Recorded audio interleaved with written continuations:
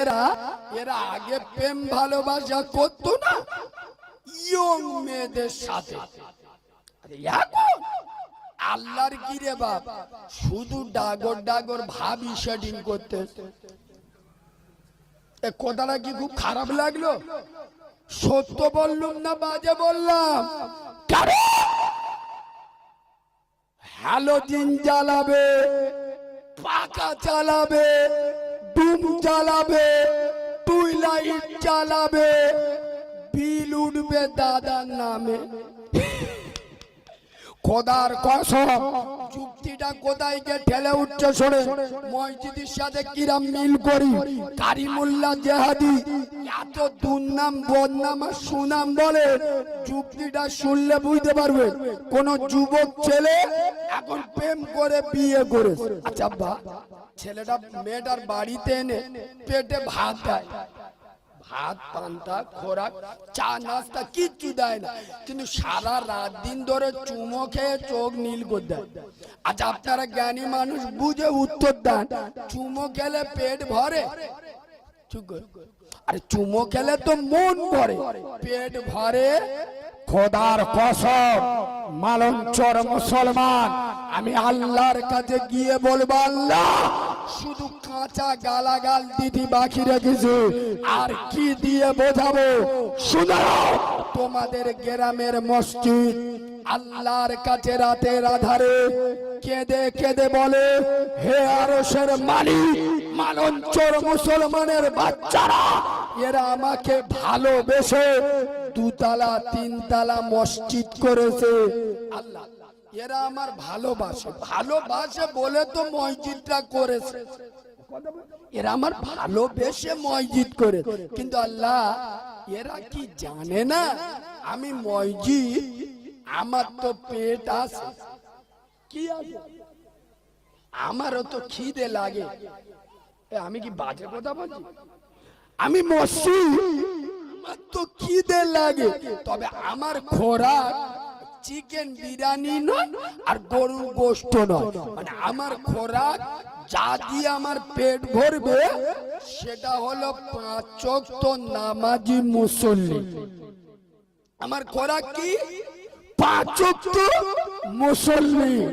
ও আল্লাহ এরা আমার পেটে ভাত দেয় না, মানে 5 ওয়াক্ত নামাজ মসজিদে আসে না, কিন্তু সপ্তাহে একবার জুমার দিন শুক্রবার একবার সপ্তাহে এসে যে চুমো খাওয়া খায় আমার চোখ বুলু হয়ে যায়। আচ্ছা আমি ওয়াজটা মিল করতে পারছি না? মোল্লারা সারা সপ্তাহ নামাজ পড়ে না, সপ্তাহে একবার শুক্রবার মসজিদে চুমো খেতে যায় না? যায় না। যুক্তিটা আরো আগে বাড়াচ্ছি, শোনো। মসজিদ বলছে আল্লাহ এরা যখন সপ্তাহে একবার আমার চুমো খেতে আছে, আমার ভালো লাগে, আমার খারাপ লাগে না, আমার ভালো লাগে, মজা লাগে, আমার খুবই এনজয় লাগে। কিন্তু আল্লাহ এরা কি বোঝে না চুমো হলো মনের খোরাক, পেটের খোরাক নয়। ওরা সপ্তাহে একবার যখন চুমো খেতে আসে আমার তো মন ভরে যায়, কিন্তু আমার পেট ভরে না। আমার পেটটা ভরবে 5 ওয়াক্ত নামাজে।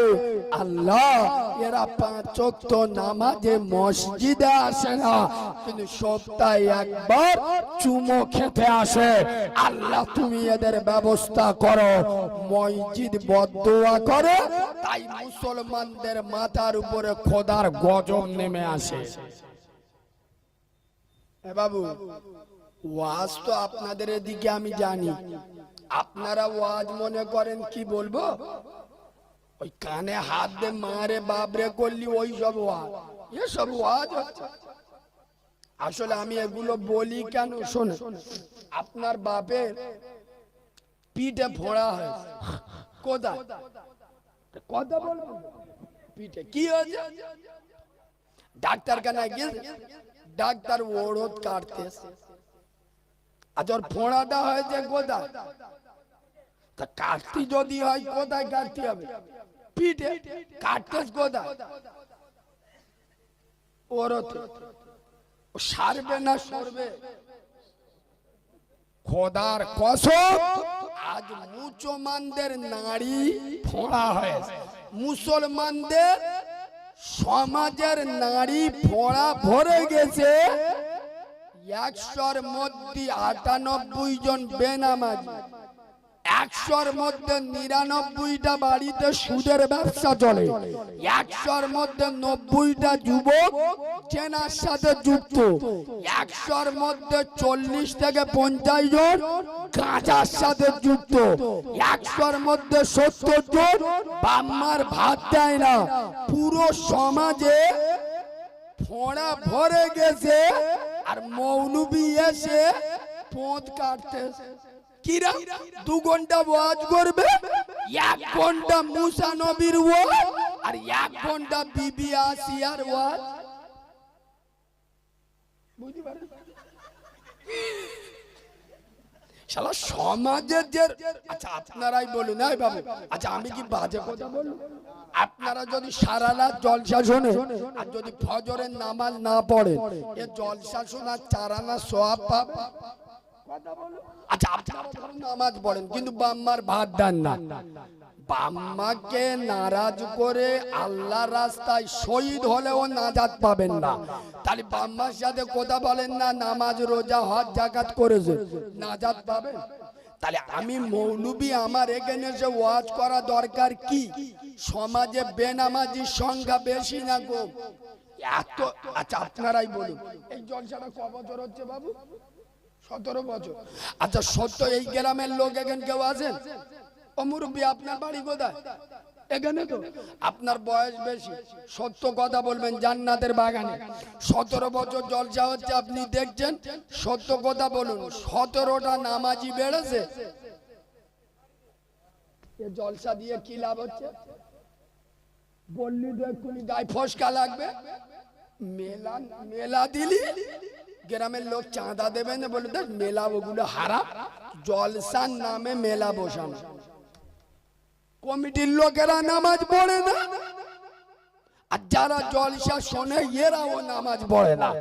আরো হক কথা বলবো, যে বক্তা ওয়াজ করে খবর নে দেখো ওমালো ফজরের নামাজ পড়ে না। दोगले लोग तो बहुत देखे होंगे आप।